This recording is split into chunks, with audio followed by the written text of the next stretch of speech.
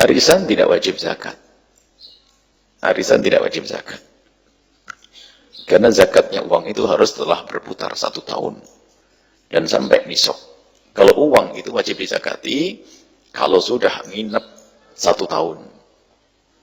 Kemudian nilainya tidak boleh kurang dari 50 juta. Atau kurang lebihnya. Seperti itu.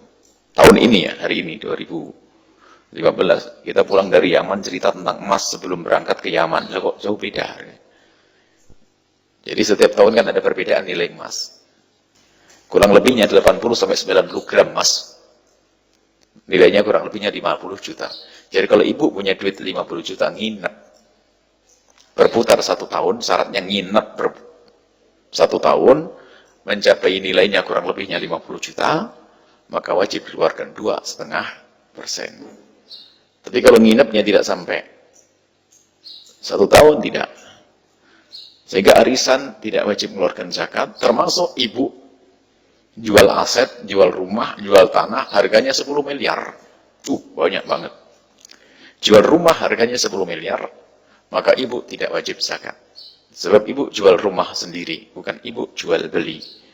Cuman ada orang, panitia zakat rakus, nggak bisa melihat orang punya duit. Dikit-dikit zakat, haram. Kita haram kepada orang, ngambil duitnya orang kaya juga haram, kecuali dengan cara yang benar. Ngambil duitnya orang fakir juga Nah ini badan amil zakat kayaknya ini perlu belajar banyak.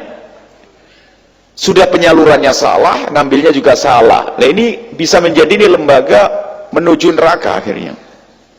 Penyalurannya salah. Orang fakir ditinggalkan untuk bangun rumah sakit, bangun sekolahan. Yang masuk rumah sakit bayar lagi. Orang fakirnya juga tetap malah didiskriminasi. Sekolahan bukan untuk bangun sekolah, berikan pada orang fakir itu, pada ambil zakat ini. Sudah ngambilnya salah, orang nggak wajib zakat. Jadi kita tidak boleh dolim kepada siapapun. Dolim ke orang kaya nggak boleh.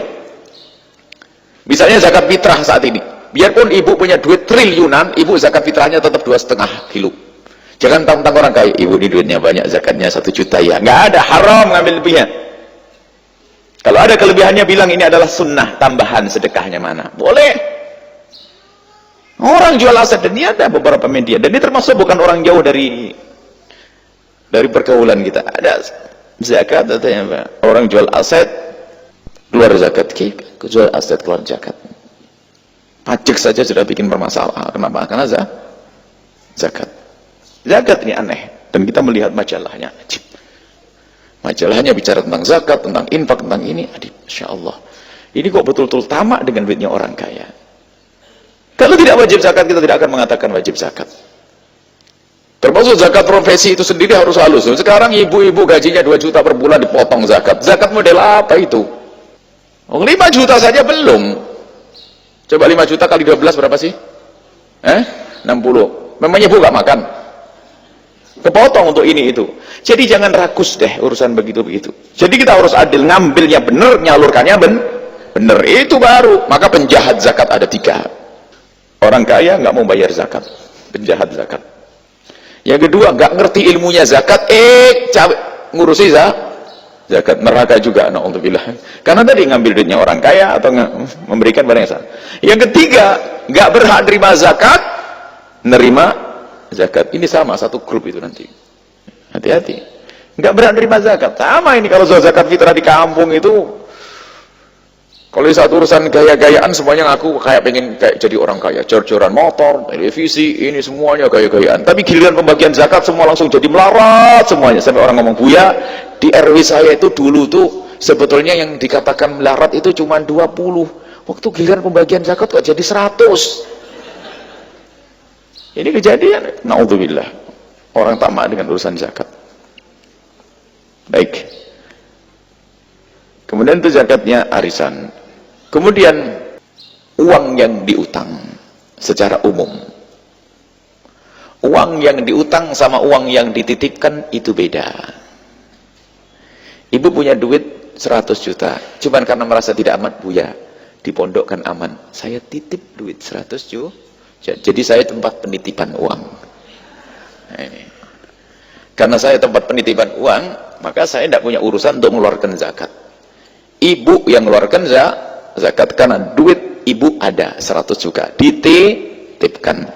Tapi kalau akadnya beda, Bu, duitnya saya pinjam aja dulu ya Bu, ini untuk pembangunan, berarti saya pinjam. Berarti kalau saya pinjam, ibu tidak wajib zakat. Karena kalau dititipkan berarti milik siapa? Milik ibu. Kalau dipinjamkan, saya punya hak untuk menggunakannya. Tinggal saya menggantikan dengan duit yang lain nanti sesuai dengan waktu yang dijanjikan. Beda. Nah, kalau diutang sama orang, tidak wajib dizakati karena diutang. Tapi utang beneran, bukan utang bisnis. Kalau utang bisnis sebenarnya hanya menunda pembayarannya. Biasanya ngambil barang dulu, bayarnya minggu depan. Kalau urusannya waktu jangka pendek itu, kalau misalnya ada orang, saya ngutang barang ini 5 tahun, sudah keluar dari bab zakat ini. Jadi uang yang dihutang oleh seseorang tidak wajib kita zakati. Tapi yang ngutang wajib zakat. Contohnya ibu, saya minjem duitnya ibu 200 juta. Karena duit sudah saya pinjam, ibu terlepas, tidak wajib menzakati. Karena duit sudah saya ambil alih, saya pinjam. Lah kok duit saya simpan di lemari, setiap tahun saya zakati. Setiap tahun saya zakati. Karena Pak, duit saya indepkan. Loh kok begitu ya, kok kejem ya, saya tidak pakai, tapi hanya saya simpan. Lah gampang, agar kamu tidak wajib bayar zakat, kembalikan saja, beres. Kok susah? Ada orang pada mungkin cara berpikirnya bulat.